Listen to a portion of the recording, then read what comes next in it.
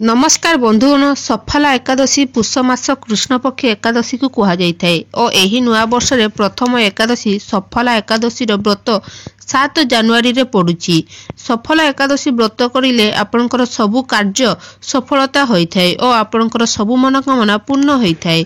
सबु एकादशी भलिया सफला एकादशी मध्य श्री हरि विष्णुकर संपर्श रे होइथाय। एही एकादशी बहुत खास माना जाइथाय। एही एकादशी दिन व्रत करिले व्यक्तिर पछ जन्मर पाप मध्य नाश होइथाय एवं सेही व्यक्ति को मुक्ति मिल जाइथाय। सफला एकादशी दिन व्रत रखिकी विधि विधान सहित पूजा करिले जगतर पालनकर्तांक ठारू बहुत बेसी कृपा प्राप्ति होइथाय। एही दिन व्रत करिले श्री हरि विष्णुंक सहित धन देवी माँ लक्ष्मी मध्य प्रसन्न होइथांती। तो बंधुगण चलंतु जानिबा एही वर्षर सफला एकादशीर व्रत केबे रखाजिबो। पंचांग अनुसार एकादशी स्थिति आरंभ 6 जानुआरी राति 12टा दिवा परे 7 जानुआरी स्थिति रे 12:41 रे हो जाउची। एहा सरीबा 7 जानुआरी राति 12टा परे 8 जानुआरी स्थिति रे 12:46 रे समाप्त हबो। सफला एकादशी व्रत 7 जानुआरी दिन रखाजिबो। सफला एकादशी दिन तुलसी गछरे बांधी देबे एही गुप्त जिनिस जीवनर सबु कष्टरू तुरंत मिलिजिबो आपनकु मुक्ति। भगवान विष्णु और माँ लक्ष्मी आशीर्वाद आपण जीवन में हेब धनर वर्षा। आपण होइजिबे करोड़पति। खुशी रे भरीजिबो आपणकर घर। बंधुगण गोटे वर्ष में 12टी एकादशी तिथि पड़ी थाए किंतु एठारे सबुठारु बड़ एकादशी तिथि मना जाए सेही हेला सफल एकादशी तिथि को। कहीं ना एही दिन जो भी व्यक्ति भगवान विष्णु और माता लक्ष्मी ठीक भाव में पूजा अर्चना करिथांती तो भगवान विष्णु एवं माता लक्ष्मी तुरंत ही सही व्यक्ति को तांकर आशीर्वाद देइथांती। एहा एमिति गोटे एकादशी स्थिति होइथाए जेउ दिन बहुत प्रकार पूजा साधना करिले केबे भी खाली जाई न थाए। एहार व्रत पालन कले व्यक्ति को लाभ निहाती मिली थाए। सफला एकादशी को हिंदू धर्म रे खास महत्व होइछि। जेउ भी व्यक्ति सफला एकादशी व्रत पूरा विधि विधान सहित करिथाए तो सही व्यक्ति सबु तीर्थर फल प्राप्ति करिथाए। ता सहित एही व्रत दिन ध्यानर सहित पूजा कले लक्षे गुण शुभ प्राप्ति होइथाए। सफला एकादशी व्रत रखिले व्यक्तिर सबु प्रकार पाप नाश होइथाए। एही व्रतटी करिले अशोक यज्ञ तीर्थस्थान आदि कले मध्य बेसी पुण्य मिलिथाए। एही सफला एकादशी दिन राति रे भगवान विष्णुंकर भजन कीर्तन मध्य करा जाइथाए। जदि आपण एही दिन व्रत करिवे बा व्रत करू नाहंती किंतु एही दिन आपण तुलसी गछ तळे सेही मुहूर्त रे सेही गुप्त जिनिस बांधी दउछंती ताहले बाबदरे वास्तुशास्त्र तंत्रशास्त्र और वेद पुराण रे लेखा अछि जे जेउ प्राचीन काल रे समस्तर महा उपाय थाए तो विश्वास करंतु बंधुगण एही उपाय को करिले साक्षात आपन को भगवान विष्णु और माता लक्ष्मी आशीर्वाद मिलिबो। जहा परे ना केवल आपनकर जन्म जन्मर गरीब चिंता कष्ट और समस्या तुरंत नष्ट होई जिवो। एही छोट उपाय करिदेला परे आपनक जीवन रे धनर वर्षा हबो। आपनक जीवन रे धन आसीबार सबु रास्ता खोली जिवो। आपनक जीवन रे जेउ धन आसीबो सेही धन वृद्धि हबो। भगवान विष्णु एवं माता लक्ष्मी को आशीर्वाद रु आपनक पाखकु एते धन आसीबो जे एही उपाय को करिदेला परे जहा परे आसुथिबा आपनकर 7 पीढ़ी भी पैसा उपरे राज करिवे। बंधुगण सफला एकादशी बाबदरे वेद पुराण रे लेखा अछि। एही दिन भगवान विष्णु और माता लक्ष्मी को बहुत बेसी प्रसन्न मुद्रा रे थांती। तांकर दुईटी हाथ रे तांकर भक्तों ऊपर कृपा वर्षा करिथांती। जदि एही दिन एही छोट उपायटी करिले जहा वेद पुराण अनुसार सेही उपाय आपन को लाभ निहाती मिलिबो और एही दिन तुलसी पूजा करिले बहुत शुभ होइथाए। शास्त्र रे कहा जाइछि जे एही दिन तुलसी पूजा करिले गोटिए व्यक्ति को साक्षात भगवान विष्णु और माता लक्ष्मी आशीर्वाद तुरंत ही मिलिथाए। बंधुगण गोटिए कथा बुझी जांतु। गोटिए व्यक्ति को भगवान विष्णु और माता लक्ष्मी आशीर्वाद मिली जाए तो सही व्यक्तिर जीवन रे सफलता हो जाइथाए। काहेकि ना भगवान विष्णु गोटिए व्यक्ति को तांकर आशीर्वाद दियंती तो सही व्यक्तिर नवग्रह तांकर साथ देवा आरंभ कर देइथांती। सही व्यक्तिर राहु और केतु और भाग्यर सबु बेले तांकर साथ ଦେଇଥାନ୍ତି। କାହିଁକି ନା ଗୋଟିଏ ବ୍ୟକ୍ତି ତା ଜୀବନରେ ରାହୁ କେତୁ ଓ ଭାଗ୍ୟର ନିୟନ୍ତ୍ରଣ ଭଗବାନ ବିଷ୍ଣୁଙ୍କ ହାତରେ ଥାଏ। ଦ୍ୱିତୀୟରେ, ମାତା ଲକ୍ଷ୍ମୀ ଯଦି ଗୋଟିଏ ବ୍ୟକ୍ତିକୁ ତାଙ୍କର ଆଶୀର୍ବାଦ ଦେଇଥାନ୍ତି ତ ସେହି ବ୍ୟକ୍ତିକୁ କରୋଡ଼ପତି ହେବାକୁ କେହି ଅଟକାଇ ପାରିବେ ନାହିଁ। ସେହି ବ୍ୟକ୍ତି ତାଙ୍କ ଜୀବନରେ ସବୁବେଳେ ଧନର ବର୍ଷା ହୋଇଥାଏ ଓ ତାଙ୍କ ସଫଳତା ମିଳିଥାଏ। ବନ୍ଧୁଗଣ, ସଫଳ ଏକାଦଶୀ ଦିନ ଯଦି ଆପଣ ଏହି ଛୋଟ ଉପାୟଟି କରିଦେଲେ, ଯେଉଁଥିରେ ଆପଣଙ୍କୁ ତୁଳସୀ ଗଛ ତଳେ ସେହି ଗୁପ୍ତ ଜିନିଷ ବାନ୍ଧିଦେବେ ଯାହା ବାବଦରେ ବେଦ ପୁରାଣରେ ଲେଖା ଅଛି, ତ ବନ୍ଧୁଗଣ ଏମିତି ହିଁ ଉପାୟ କରିଦେଲେ ମାତା ଲକ୍ଷ୍ମୀ ଓ ଭଗବାନ ବିଷ୍ଣୁଙ୍କର ଆଶୀର୍ବାଦ ମିଳିବ। ଆପଣ ଏବଂ ଆପଣଙ୍କ ପୁରା ପରିବାର ଜୀବନରେ ଏକ ଚମତ୍କାରୀ ଓ ସକାରାତ୍ମକ ବଦଳ ଆସିବ। ଏହା ଗୋଟିଏ ଏମିତି ଉପାୟ ବନ୍ଧୁଗଣ ଯାହାକୁ ସଫଳ ଏକାଦଶୀ ତିଥି ଦିନ କରାଯାଏ, ତ ଏହା କେବେ ବି ଖାଲି ଯାଇ ନଥାଏ।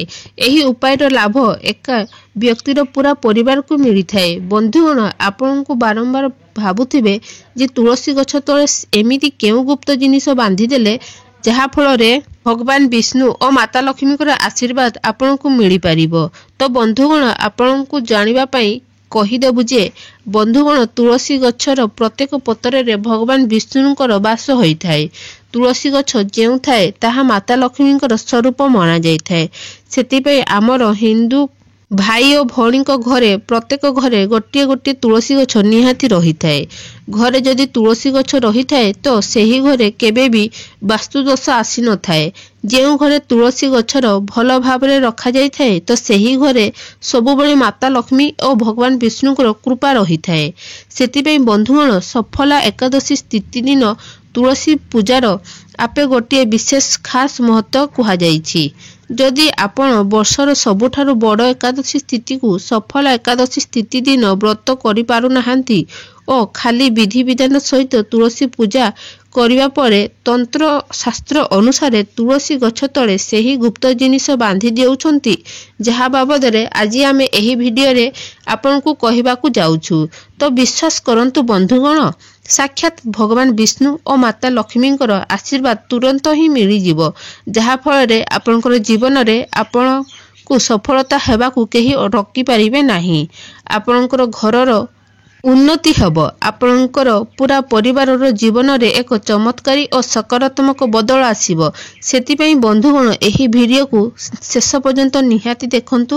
ଯଦି ଆପଣ ଚାହୁଁଛନ୍ତି ଆପଣଙ୍କ ଘରରେ ଭଗବାନ ବିଷ୍ଣୁ ଏବଂ ମାତା ଲକ୍ଷ୍ମୀଙ୍କ କୃପା ସବୁବେଳେ ଆପଣଙ୍କ ଉପରେ ରହିଥାଉ ଏବଂ ଆପଣଙ୍କ ପରିବାର ଉପରେ ରହିଥାଉ, ତ ବନ୍ଧୁଗଣ, ଏହି ଭିଡ଼ିଓକୁ ପୁରା ବିଶ୍ୱାସର ଓ ପୁରା ଶ୍ରଦ୍ଧାର ସହିତ କମେଣ୍ଟ ବକ୍ସରେ ଲେଖିଦିଅନ୍ତୁ ଭଗବାନ ବିଷ୍ଣୁଙ୍କର ଜୟ ଓ ମା ଲକ୍ଷ୍ମୀଙ୍କର ଜୟ। ଏବଂ ଯଦି ଭିଡ଼ିଓକୁ ଆପଣ ଲାଇକ୍ କରିନାହାନ୍ତି ତ ନିହାତି ଲାଇକ୍ କରିଦେବେ।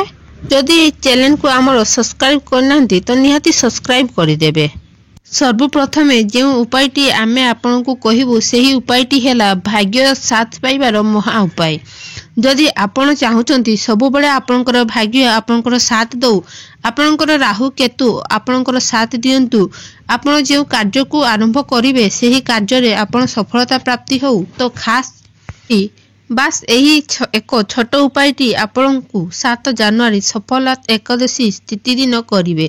କିନ୍ତୁ ଏହି ଉପାୟଟିକୁ କରିବା ପରେ ତୁରନ୍ତ ହିଁ ଆପଣଙ୍କୁ ଭଗବାନ ବିଷ୍ଣୁଙ୍କର ବରଦାନ ଓ ଆଶୀର୍ବାଦ ମିଳିବ, ଯାହାପରେ ଆପଣଙ୍କର ନବଗ୍ରହ, ଆପଣଙ୍କର ତାରକା, ଆପଣଙ୍କର ରାହୁ କେତୁ, ଆପଣଙ୍କର ଭାଗ୍ୟ ଆପଣଙ୍କର ସାଥ ଦେବା ଆରମ୍ଭ କରିଦେବେ।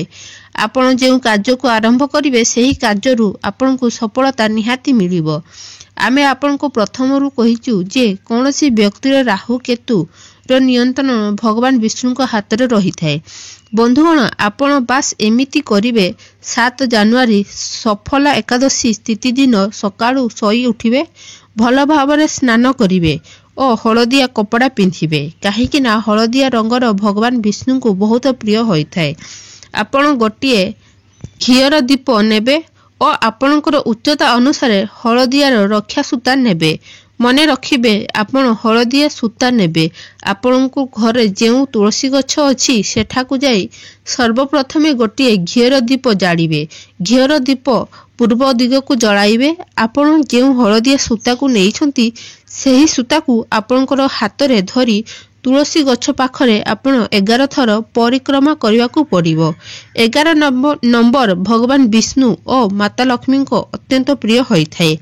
एही कथा को मन रखिबे बंधुगण, जेते पर्यंत आपण तुलसी गछ पाखरे परिक्रमा करिवे सेतिकी डेरी पर्यंत भगवान विष्णुंकर बीज मंत्र को जप करिवे। सेही मंत्रटी हेला ओम नमो भगवताय वासुदेवाय। एही मंत्र को 11 थर जप करी परिक्रमा करुथबा समय रे आपण करिवे। परिक्रमा कर सारिला परे सेही रक्षा सूता को तुलसी गछ कुंड तले भगवान विष्णु को प्रार्थना करी बांधी देबे। ध्यान रखिबे बंधुगण, तुलसी गछ कुंड ऊपर बांधिबे नाही, तुलसी गछ कुंड तले बांधिबे। बास एमिति उपाय को आपण 7 जनवरी सफल एकादशी तिथि दिन करिवे।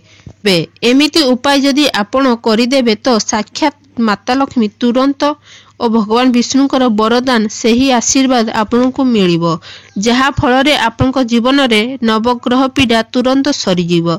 आपनकर दुर्भाग्य आपनको पाखकू दूर जीवो। भगवान विष्णु और माता लक्ष्मीकर आशीर्वाद रु आपनको जीवन रे आपनकर भाग्य प्रबल होई जीवो। आपनकर नवग्रह आपनकर साथ देबा आरंभ कर देबे। राहु केतु एमिति प्रकारर साथ देबा आरंभ करिदेबे, जहा फल रे आपण जेउ भी कार्य आरंभ करिदेबे सेही कार्य रु आपनको सफलता निहाती प्राप्ति हबो। धन प्राप्तिर महा उपाय। जदि आपण चाहुचंती आपनको जीवन रे धन वर्षा हो, आपनको जीवन रे एते धन आसु जहा परे आपनकर धन अभाव हो नहीं, आपनको घरे एते धन होई जाऊ जहा परे आपनकर आसुथिबा 7 पीढ़ी मध्य पैसा ऊपर राज करिवे। तो बंधुगण, बास आपनकू सफल एकादशी तिथि दिन तुलसी गछ कुंड तले सेही गुप्त जिनिस सेही समय रे बांधी देबे, जहा बाबद रे जे आमे कहिबू तो तुरंत माँ लक्ष्मी को वरदान और आशीर्वाद मिलिबो, जहा फल रे आपनकर जीवन रे धनर वर्षा हबो। धन संबंधी सब प्रकारर कष्ट रु आपनको तुरंत ही मुक्ति मिल जिवो। बंधुगण, एही उपाय को 7 जनवरी सफल एकादशी तिथि दिन करिवे। आपनकर एही उपाय 7 जनवरी सकाळु सूर्य अस्त परे आपण स्नान करिवे।